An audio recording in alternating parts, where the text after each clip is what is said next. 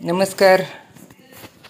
या वर्षीचा आंबा सीझन आता संपत आला आहे आणि आंबे विक्री पूर्ण झाल्यानंतर आंब्यामध्ये आता काढणी पश्चात जी कामं असतील ती सुरू झालीत आणि त्यातलं एक महत्त्वाचं काम म्हणजे आंब्याची छाटणी म्हणा किंवा विरळणी म्हणा. थोडक्यात माहिती या छोट्याशा व्हिडिओमधून घेऊया. आता ही आमची जी बाग आहे ती 7 वर्ष 8 वर्ष पूर्ण आंब्याची बाग आहे. आता आंब्याची छाटणी करावी नाही करावी याच्यावरती बरेचशा चर्चा होत असतात. त्याच्यामध्ये काही जणांची विरोधाभासी मतं येतात.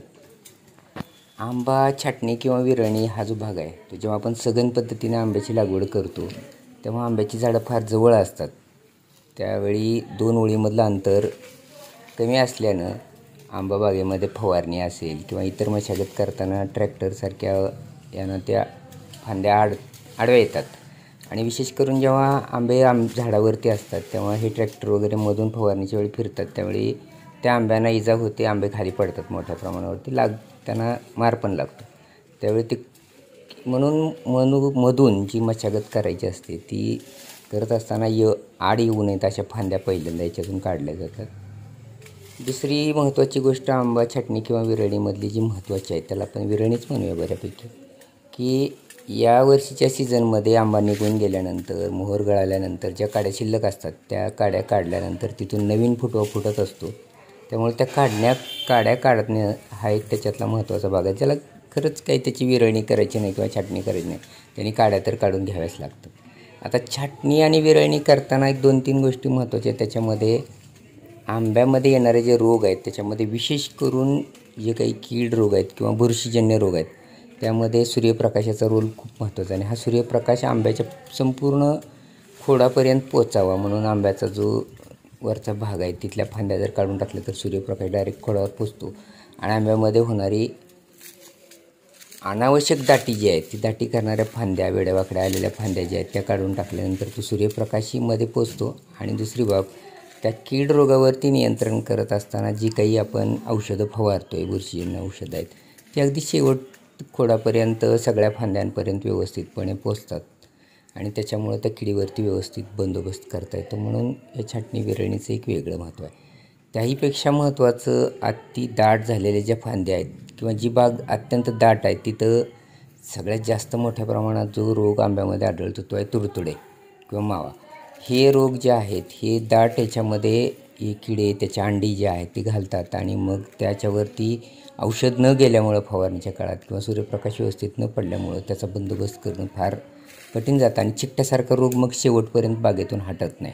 त्याच्यामुळं चांगला सूर्यप्रकाश मिळण्यासाठी फवारलेली औषधं फांद्याच्या सर्व भागापर्यंत पोचण्यासाठी आणि फार उंच गेलेल्या फांद्या ज्या हाताला येत नाहीत, केशर आंब्यामध्ये हातानं देठ ठेवूनच फांद्या आपल्याला बऱ्यापैकी आंब्याची काढणी जी आहे ती करायची असते. त्याच्यामुळे उंच गेलेल्या फांद्याचा आंबा काढताना कुडीनं वगैरे काढताना तो जो आंबा आहे त्याला चीक लागतो आणि आंबा चीक लागलेला केशर आंबा खराब होतोच होतो.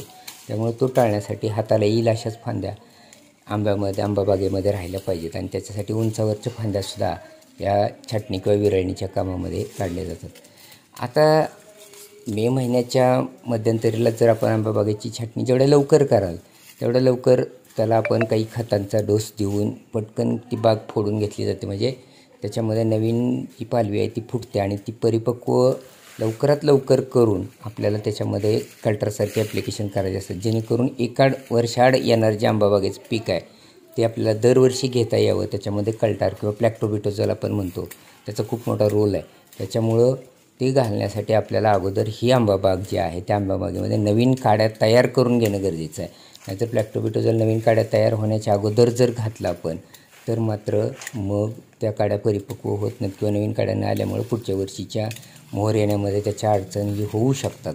त्यामुळं आपल्याला लवकरात लवकर छाटणी विरळणी करून घेणं, दाटी कमी करणं, 2 ओळीमधून ट्रॅक्टर फिरवण्यासाठी त्याची मदत करून घेणं, आंब्यातली दाटी कमी करीत झाल्यामुळं औषधं व्यवस्थित पोचणं, बुरशीजन्य रोग कमी होण्यासाठी सूर्यप्रकाश खोडापर्यंत पोचणं, या सगळ्या बाबीवरती ही छाटणी किंवा विरळणी फार महत्त्वाची असते. त्यामुळं दरवर्षी थोड्याफार प्रमाणामध्ये तरी आपल्याला ती करणं आवश्यक असतं असं माझं मत आहे मग किंवा माझा अनुभव आहे. आपलं मत वेगळं असू शकतं. जर आपल्याला तसं काही वाटत असेल तर कमेंट बॉक्समध्ये तुम्ही बिनधास्त करा.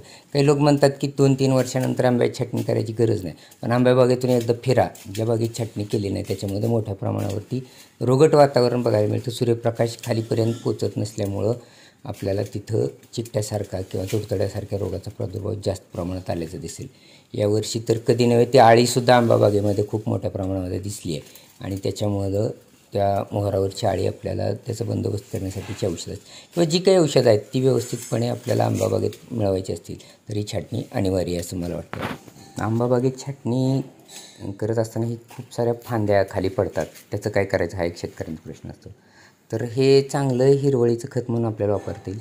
याला बाहेर काढायची गरज नाही. याला पण मध्ये 2 ओळीच्या मध्ये घेऊन रोटरून आपण याचं वाळल्यानंतर त्याला रोटरून आपण इथंच टाकू शकतो किंवा अगदी बोधावर जरी आपण हे टाकलं तर गवत येत नाही आणि कुजून त्याचं चांगलं खत होतं. पण आपल्याला आता छाटणीच्या नंतर आपण शेणखत किंवा गावखत त्याच्यामध्ये टाकत असतो किंवा रासायनिक खताचा पण डोस देत असतो. त्यामुळं आपल्याला बोधावर जास्त गर्दी करून चालत नाही. आपल्याला उलट ते आता मोकळं करून आपल्याला ही जी सगळी पानं खाली पडली ते आपण मध्ये ओढून त्याचा बंदोबस्त केला तर ते खतासाठी पण आणि मल्चिंग म्हणून आपल्याला बागेमध्ये छानपैकी आपला सेंद्रिय कर्ब वगैरे वाढण्यासाठी त्याचं मदत होते. आता ह्याच्यासाठी छाटणी करत असताना कशी करावी वगैरे याच्यासाठी काही नेहमीच्या अनुभवातली लोक आहेत ती करतात. कारण काही वेळा त्या डोळ्यापासून अर्धा इंचावर वगैरे तो कट मारायचा असतो. काही लोक मग जर अनुभव नसेल तर ते चुकीचं मारतात आणि त्याचा मग फारसा उपयोग होत नाही. त्यामुळं थोडंसं त्याच्यावरही लक्ष देणं आंबाबागेमध्ये गरजेचं आहे असं वाटतं. आता आंबाबागेतला पुढचा जो विषय आहे छाटणी आणि याच्या अनुषंगानं की खतं कुठली टाकावीत वगैरे त्याच्यावरती एक स्वतंत्र व्हिडिओ बघूया किंवा मग हे छाटणी झाल्यापासून कल्टर किती टाकावं, कसं टाकावं, कोणत्या कंपनीचं टाकावं, त्याला काही आहे का, ह्या सगळ्या बाबीवरती एक स्वतंत्र व्हिडिओ बनवणार आहे. हा व्हिडिओ तसा लांबत चालला आहे, आपण त्याच्यावरती स्वतंत्र त्या व्हिडिओमध्ये चर्चा करूया.